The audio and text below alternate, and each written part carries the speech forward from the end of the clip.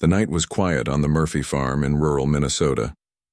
Stars twinkled above the cornfields that stretched as far as the eye could see. Ethan Murphy sat on the porch steps of his family's old farmhouse, looking up at the night sky. He was 12 years old, small for his age but quick on his feet. His parents always said he moved like lightning when he played sports at school. Ethan checked his watch. His parents would be home soon from the community meeting in town. They had asked him to stay home and finish his homework, which he had done an hour ago. Now he just watched the stars and wondered what lived out there among them.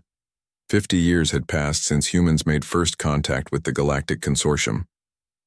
Earth had joined the interstellar community, but life in places like Riverdale, Minnesota, hadn't changed much. Farmers still farmed. Kids still went to school. The Murphy family lived a quiet life away from the excitement of space travel and alien diplomacy. Frank Murphy worked as an agricultural engineer, helping develop new ways to grow Earth crops on other planets. Lisa Murphy had been a combat medic before Ethan was born. Now she worked at the local clinic. They were ordinary people living in extraordinary times. Ethan stood up when he noticed something strange in the sky. A light moved in a way that no airplane or satellite should. It zigzagged across the stars, stopping and starting without any pattern. He had seen enough videos in school to know this wasn't normal air traffic. Weird, he whispered to himself. He grabbed his tablet to record the light, but it suddenly grew brighter, much brighter. The light shot down toward the farm like a bolt of lightning. Ethan dropped his tablet as the entire yard lit up with a blue-white glow. He should run inside, he thought, but his feet wouldn't move. A humming sound filled the air, vibrating through his chest. "Mom? Dad?" he called out, though he knew they were still miles away. The light became blinding, forcing him to close his eyes. When Ethan opened his eyes again, he was no longer on his porch. Cold metal walls surrounded him. He lay on a hard surface that curved slightly under his back. The air smelled strange, like cleaning products mixed with something sweet he couldn't name. "Hello?" Ethan called out. His voice echoed in the small space. He sat up and looked around. The room was oval-shaped with no corners. A clear barrier separated him from a hallway beyond. There were no doors that he could see. Ethan's heart raced as he realized what had happened. He had been taken, abducted, just like in the stories some people told, the ones most folks didn't believe. He pressed his hands against the clear barrier. It felt warm and slightly soft, like plastic left in the sun. Beyond it, he saw movement. Something tall walked past, something that wasn't human. The creature stopped and turned toward Ethan's cell. It had 4 arms and gray-blue skin that shimmered under the lights. Its head was narrow with 3 black eyes that blinked in sequence, rather than together. It wore what looked like armor over a tight-fitting suit. "Human juvenile secured," the creature said in perfect English, though its mouth barely moved. It was speaking to someone Ethan couldn't see. "Genetic markers match search parameters, bringing subject to processing." Ethan backed away from the barrier. "Where am I? I want to go home," he shouted, trying to sound brave despite his fear. The creature tilted its head. "Subject will be processed according to protocol. Value to be determined in testing phase." The barrier suddenly disappeared. Before Ethan could run, a misty spray shot from the ceiling. His limbs grew heavy, and darkness took him. Ethan woke again as someone dragged him by his arms. He kept his eyes closed, listening. Different voices spoke around him in languages he didn't understand. The floor beneath him was moving, some kind of conveyor system. He risked opening one eye just slightly. He was in a massive room with high ceilings. Dozens of aliens of different shapes and sizes moved around, some carrying equipment, others typing on floating screens. None looked human. Some walked on 2 legs, others on 4 or more. Some floated above the ground. Ethan had seen aliens before on TV, and once when a diplomatic group visited his school, but never so many different kinds at once. The beings dragging him stopped. Ethan closed his eye quickly. "This one has unusual readings," a soft voice said, in accented English. "Look at these neural patterns. And the muscle density is remarkable for the size. Just another human, a deeper voice responded. They're all soft, weak. This one is a juvenile, barely worth processing. Commander Vexilorn specifically requested humans with these genetic markers. This one matches perfectly. Ethan felt something. Cold press against his neck. A sharp pain followed, then a burning sensation spread through his body. Tag implanted. Subject ready for assessment. They started moving again. Ethan was placed on another surface, this one softer. He heard doors, close, and felt movement like being in an elevator. He finally opened his eyes fully when he sensed he was alone. He was in a small transport pod with cushioned walls. A window showed they were moving through a massive structure. Outside, Ethan saw what looked like a space station built inside. An asteroid. Tunnels and chambers stretched in all directions. Ships of various sizes docked at different levels. The pod stopped and the door opened. 2 new aliens waited outside. These were shorter with wide bodies and 6 limbs that functioned as both arms and legs. They gestured for Ethan to follow them. "Where am I?" Ethan asked, finding his voice. "What is this place?" One of the aliens looked at him with large, bulbous eyes. "Nexus Pit," it said in a gurgling voice. "You fight soon. Make good show. Maybe live longer." "Fight? I don't understand," Ethan said, fear growing in his chest. "Galactic combat trials," the alien explained as if talking to someone very stupid. "You fight or you die. Simple choice." They led Ethan down a long corridor where other cells lined the walls. Inside each one, different creatures sat or stood or floated. Some looked injured, others looked dangerous, all looked unhappy. "These against rules," the alien said quietly. "Consortium forbids forcing sentients to fight. But credits flow, so fights continue." Ethan was pushed into an empty cell. The barrier closed behind him, turning from clear to slightly blue. Across the corridor, a massive creature with thick fur and tusks stared at him from another cell. "Fresh meat," it growled in rough English. "Too bad. So young." Ethan sank to the floor, pulling his knees to his chest. His parents would be home by now. They would find the porch empty. They would call for help. But would help ever find him here, wherever here was? A soft chime rang out, and a voice spoke over hidden speakers in dozens of languages. When it reached English, Ethan listened carefully. "Welcome, combatants. Tomorrow begins a new cycle of the Galactic combat trials. Glory and freedom await the victorious. Prepare yourselves. The crowd's hunger for spectacle."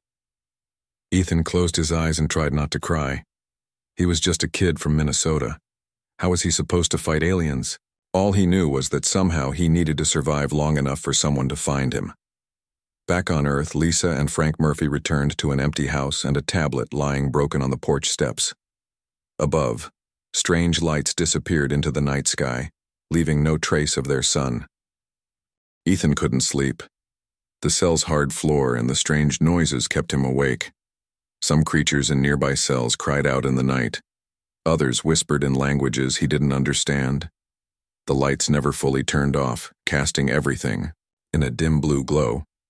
Morning came, announced only by a change in the lighting and a meal pushed through a slot in the barrier. Ethan stared at the bowl of gray paste.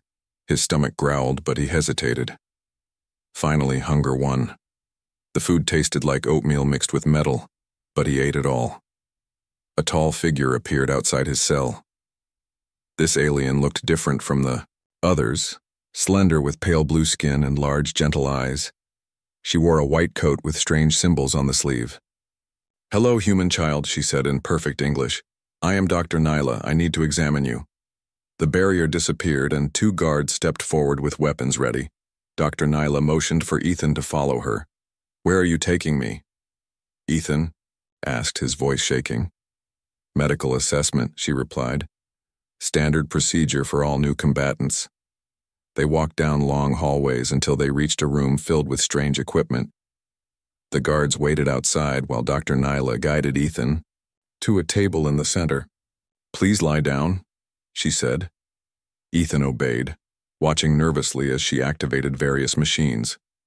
Screens lit up around them, displaying images of what looked like his insides.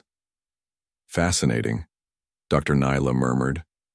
Your muscle density and neural pathways are quite remarkable for a human, especially one so young. What does that mean? Ethan asked. Dr. Nyla looked around, then leaned closer. It means you're special, she whispered. Listen carefully, this place is illegal. The consortium laws forbid forced combat. I'm working to stop this, but I need time. Ethan's eyes widened. You're not really with them? Quiet, she warned. I am a scientist with the consortium, investigating these fighting rings. I can help you, but you must survive long enough. How? I'm just a kid. Dr. Nyla adjusted some controls on her scanner.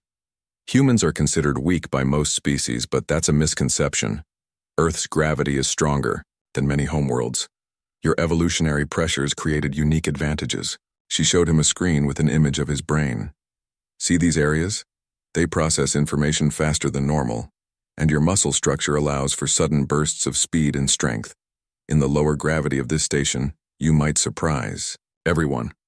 I don't know how to fight, Ethan said. You don't need to win every fight, just survive until help comes. She pressed something cold against his arm. This will help with the pain if you get injured. The door slid open. A tall reptilian alien entered, his scaled skin shimmering under the lights.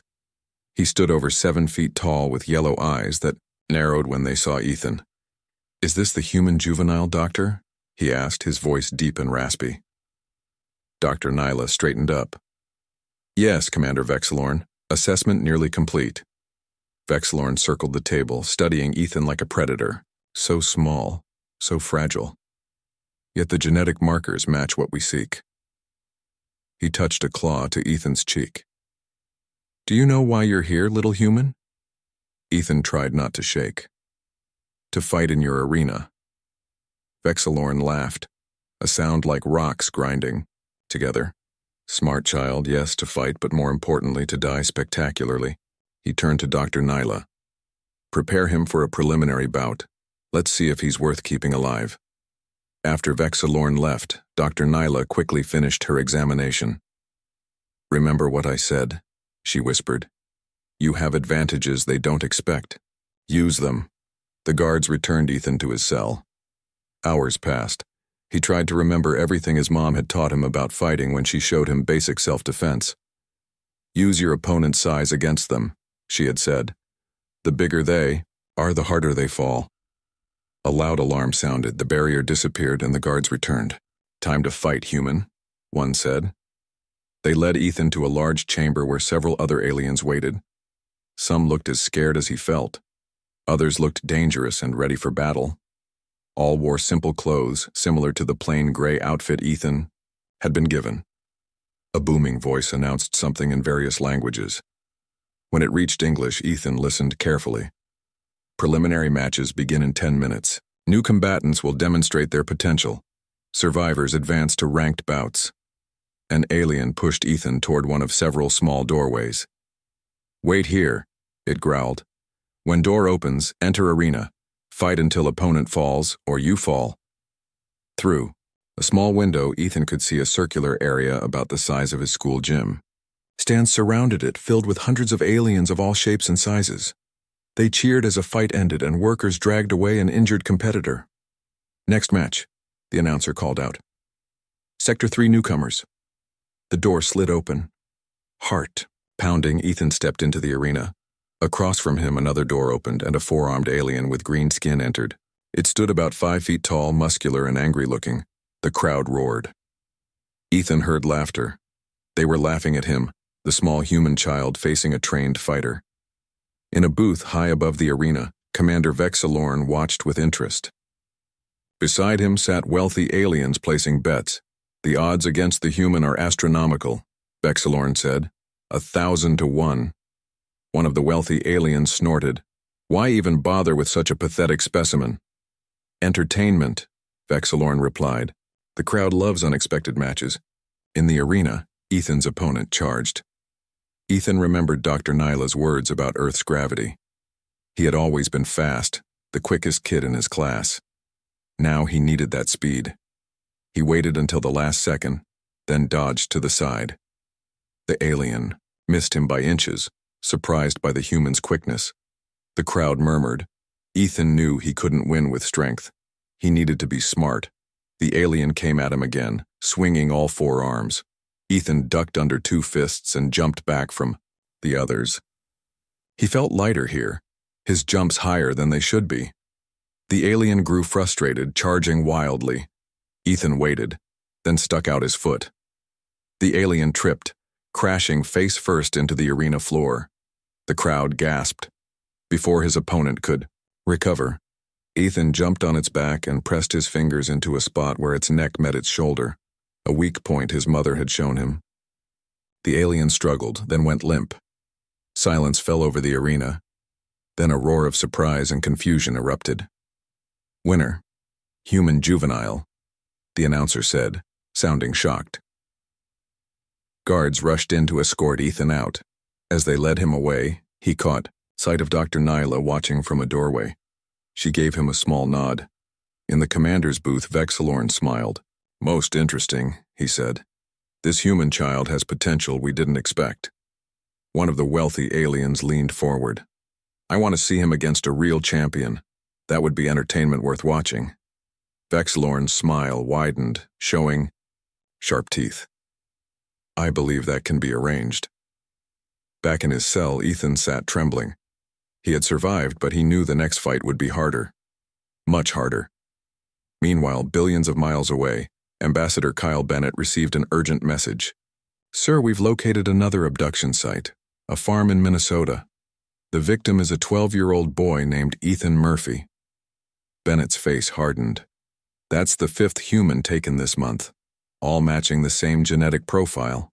He turned to his team. "Prepare the rescue ship. I think we finally found the location of these fighting rings."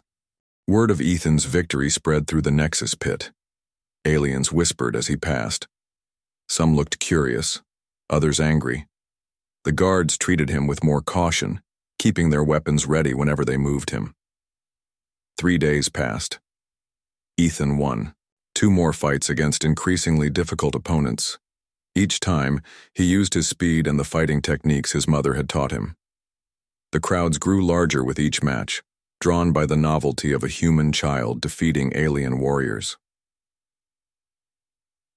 Tontur. The 4th day, Dr. Neela visited his cell. She pretended to check his injuries while whispering news. "A human ship has been detected near this sector," she said quietly. "Ambassador Bennett has been tracking abducted humans. Help may be coming, but not soon enough." "What do you mean?" Ethan asked. Dr. Nyla's expression grew serious.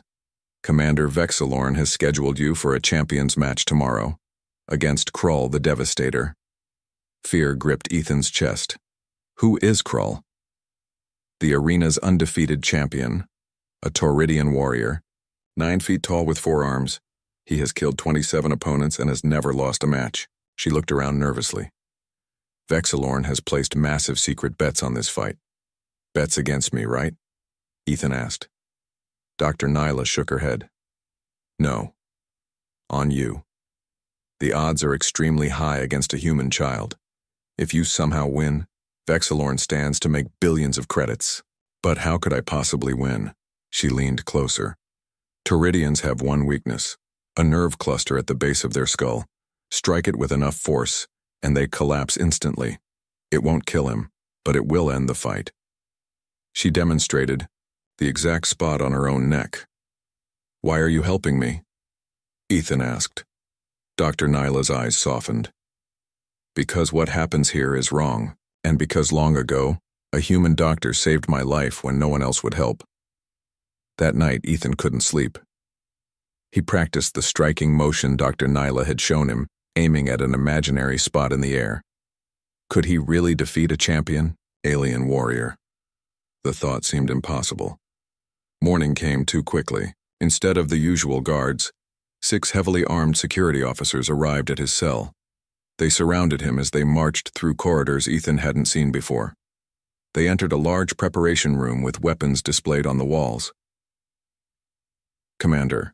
Vexilorn waited inside, his yellow eyes gleaming. "The human child," he said, circling Ethan. "Today you face Krull the Devastator in the main arena. The entire station will be watching. Why did you choose me for this fight? Ethan asked. Vexilorn smiled, showing sharp teeth. Because no one expects you to survive. The betting odds are astronomical. He leaned down. But I have seen something in you. Something other species miss about humans. You are full of surprises. A loud chime sounded. Vexilorn straightened up. It is time. The arena awaits. They led Ethan through a long tunnel. The roar of the crowd grew louder with each step. When they reached the end, Ethan froze. Before him stretched the main arena, 5 times larger than the one where he had fought before. Thousands of aliens filled the surrounding stands, their voices creating a deafening wall of sound. Ladies, gentlemen, and honored beings of all species. An announcer's voice boomed in multiple languages. Welcome to today's main event, a special challenge match that defies all expectations. A spotlight hit Ethan as he stepped into the arena. The crowd laughed and jeered at the sight of him, a small human boy in simple fighting clothes. From Earth, an unexpected contender who has somehow survived 3 preliminary matches, I present. The human child. The laughter grew louder. Ethan stood in the center of the arena trying to look brave while his heart pounded in his chest. And now, the announcer continued, our undefeated champion, winner of 86 consecutive matches, the terror of the outer systems, the unstoppable force of destruction, Krull the Devastator. The opposite gate opened with a dramatic burst of smoke and lights. A massive figure emerged, so tall it had to duck to enter the arena. The Tauridian warrior stood over 9 feet tall, with mottled red skin and 4 muscular arms. Each hand held a different weapon, an energy blade, a spiked club, a laser whip, and a curved dagger. Horns protruded from its head, and its eyes glowed with yellow fire.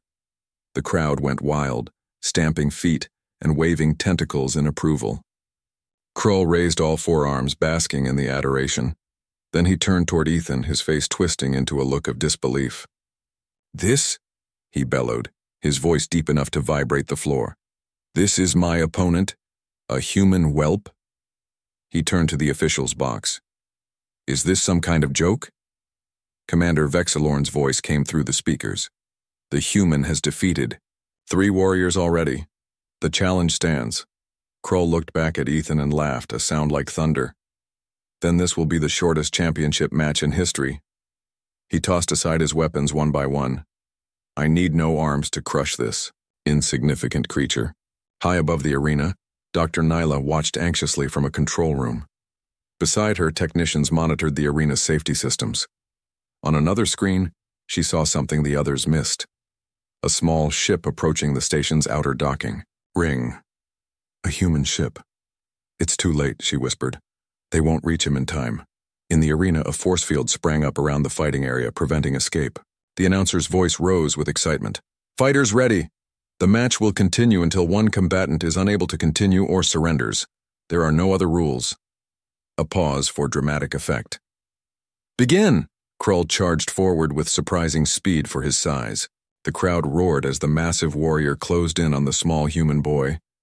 Ethan stood perfectly still, remembering everything.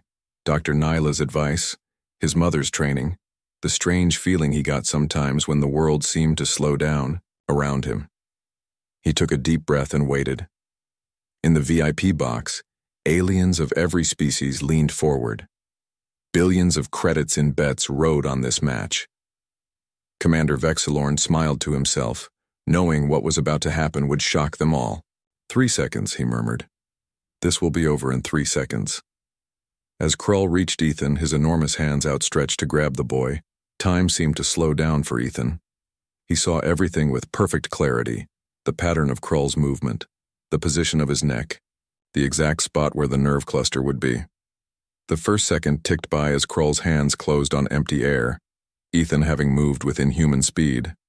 The second passed as Ethan positioned himself perfectly, using the arena's lower gravity, to launch himself upward behind the surprised warrior.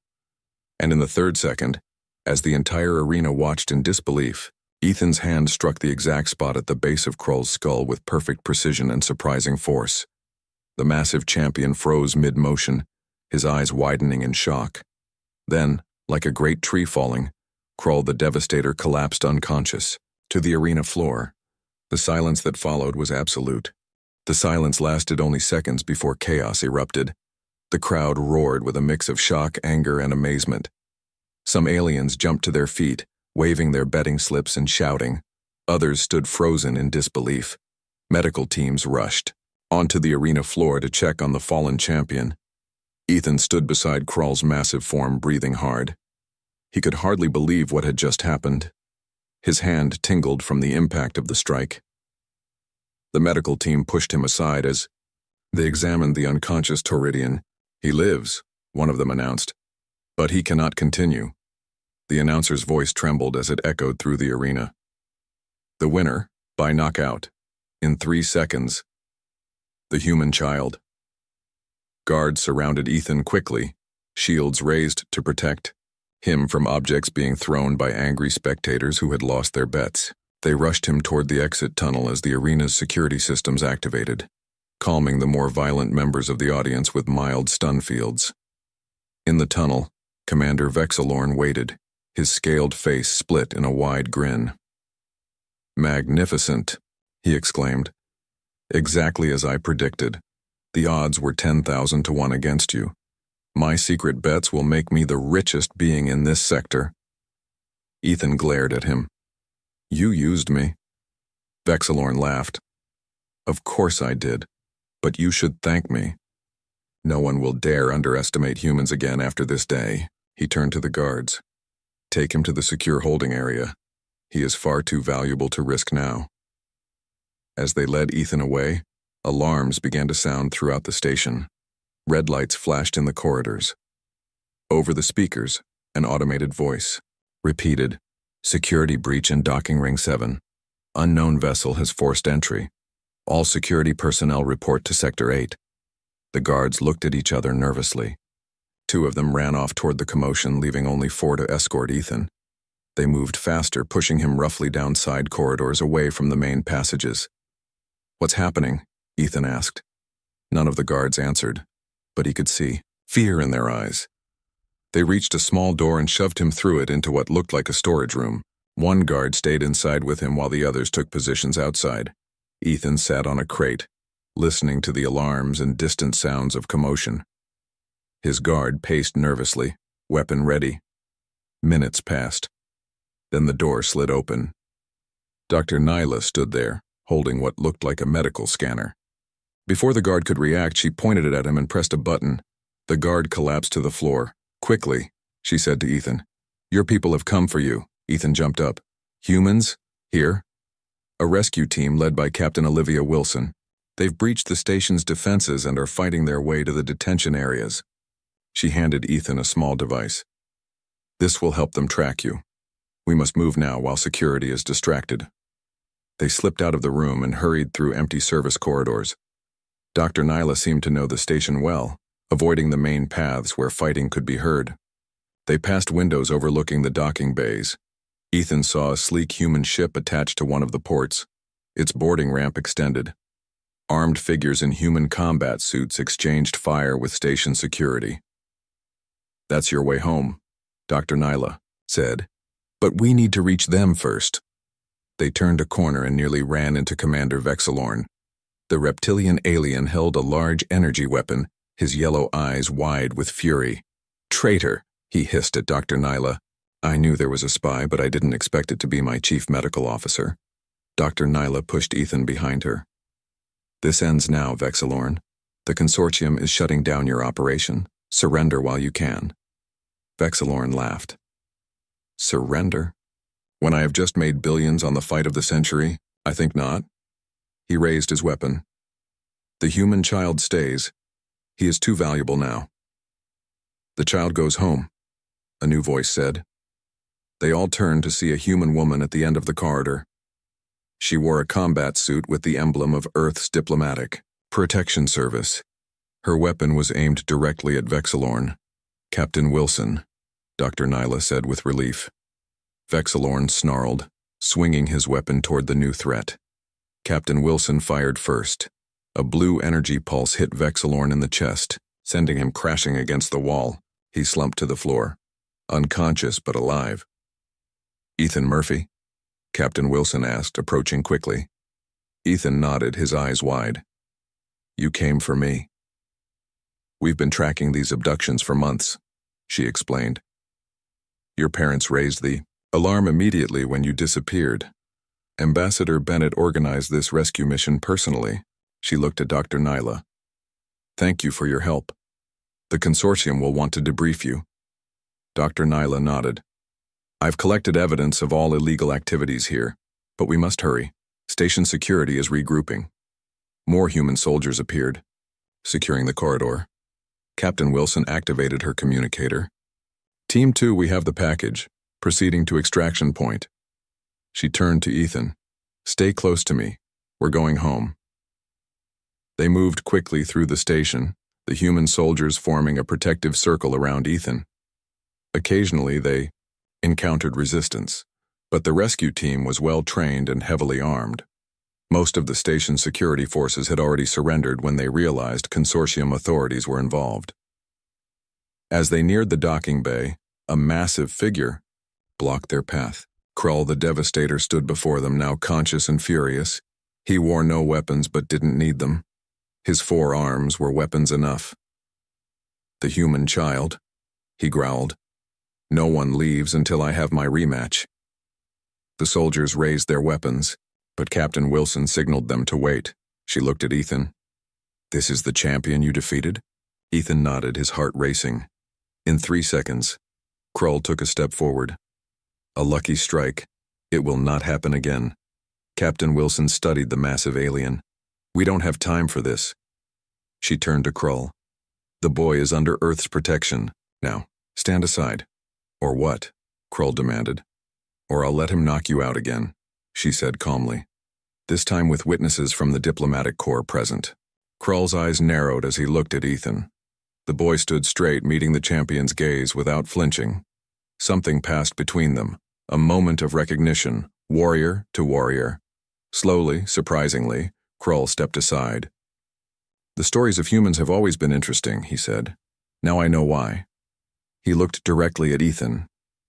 "We will meet again, human child. When you are grown, then we will have a true contest." They passed the Toridian champion and reached the docking bay. The human ship waited, its engines humming with readiness. As they boarded, Ethan looked back at the strange station that had been his prison. Dr. Nyla stood at the entrance to the bay, raising her hand in farewell. The ship detached from the station and moved away quickly.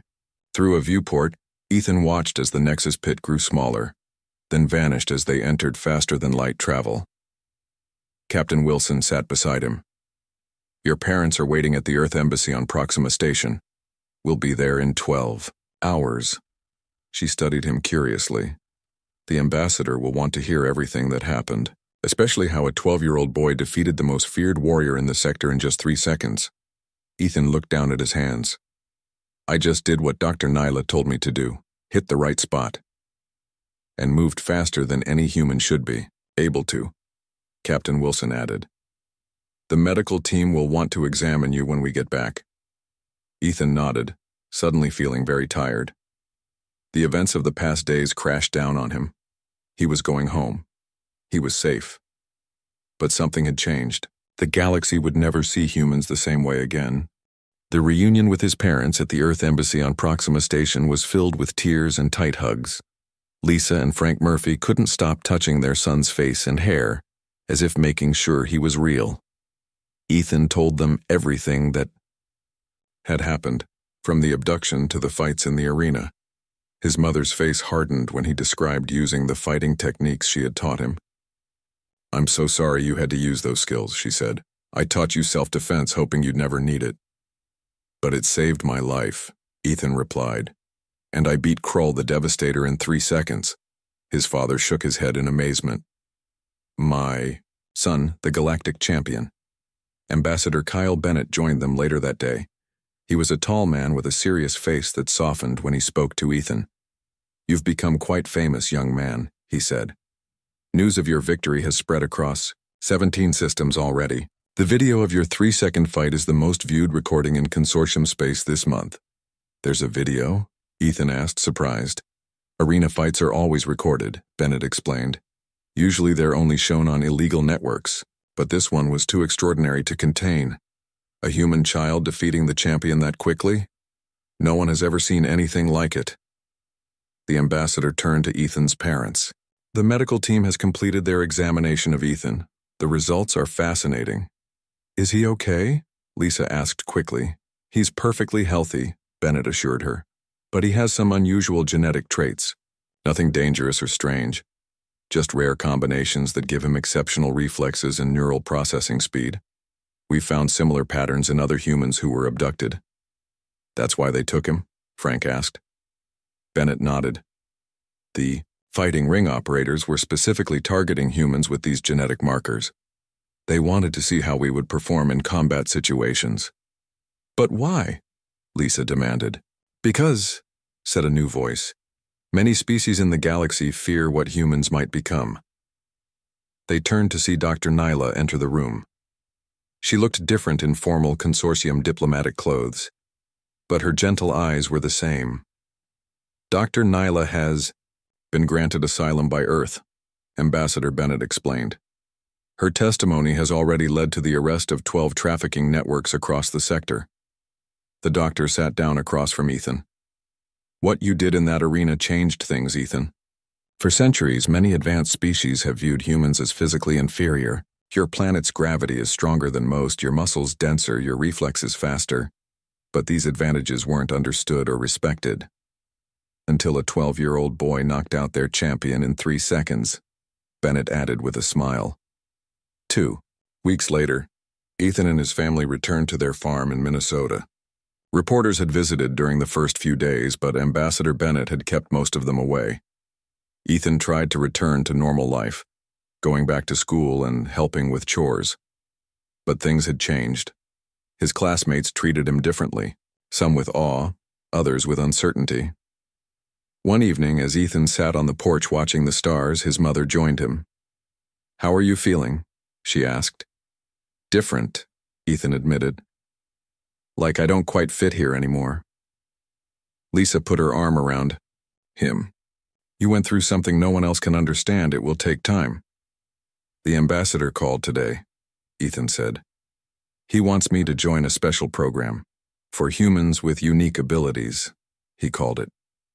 "Training to become part of Earth's diplomatic security team someday." "What did you tell him?" Ethan looked up at the stars. "I said I needed to think about it. I'm just a kid. I want to be normal for a while." His mother smiled. "You were never exactly normal, Ethan. Even before all this happened, but that's what makes you special." Across the galaxy on a distant world with 2 purple suns, Krull the Devastator stood in a private training arena. The Teridian warrior practiced new fighting moves, his forearms moving with precision. On a screen nearby, the recording of his defeat played on a loop. 3 seconds. Just 3 seconds. His manager entered the room. "There are 17 challenges waiting for you," the small alien said. "Everyone wants to fight the warrior who was defeated by a human child."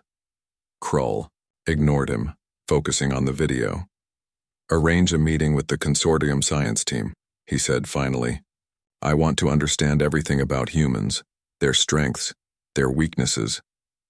"Are you planning revenge?" the manager asked. Krull shook his head. "No, preparation. The human child will grow into a human warrior. When that day comes, I want to be ready." He paused the video on the image of Ethan's face. "He has the spirit of a true champion." On the same day, in a secure consortium facility, Commander Vexilorn stood before a tribunal of judges from 7 different species. His scaled skin had lost its luster during his weeks in detention. "The charges against you are severe," the lead judge said. "Kidnapping, forced combat, illegal gambling, and violation of protected species statutes." "Protected species," Vexilorn scoffed. "Humans were never classified as a protected species." "They are now," the judge replied. "After reviewing the evidence from your fighting ring, The Consortium Council has voted to place humans on the list of species with unexpected defensive capabilities. Contact protocols have been upgraded to highest caution level. Vexilorn's yellow eyes widened. Because of one child? Because that child demonstrated what humans might be capable of, the judge said. Your own records show the boy had no special training, yet he defeated your champion in 3 seconds. Imagine what trained human warriors might do. 6 months. Later, Ambassador Bennett visited the Murphy farm again. He found Ethan in the barn, fixing a tractor with his father. The Consortium Council has ratified a new treaty with Earth, Bennett told them. All humans are now protected under Galactic law with the highest security classification. No other species can force a human into combat or experimentation. Because of what happened to me? Ethan asked. Bennett nodded. You're 3 seconds in. That arena changed humanity's place in the galaxy.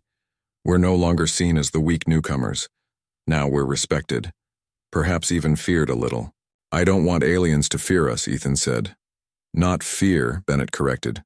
Respect. There's a difference. He looked at the boy thoughtfully. Have you considered my offer? The training program starts next month. Ethan looked at his father, who nodded encouragingly. I've been thinking about it, Ethan said. I don't want to fight, but I do want to help make sure no other kids get taken like I was. That's exactly why we need people like you, Bennett said. Not as warriors, but as protectors. That night, Ethan looked up at the stars again from his porch. Somewhere out there, across the vastness of space, stories were being told about the human child who defeated a galactic champion in 3 seconds. The stories would grow and change over time, becoming legend. But Ethan knew the truth. He wasn't special because he could fight. He was special because he had survived, because he had shown the galaxy that humans, even young ones, should never be underestimated. And now, he would help make sure they never were again.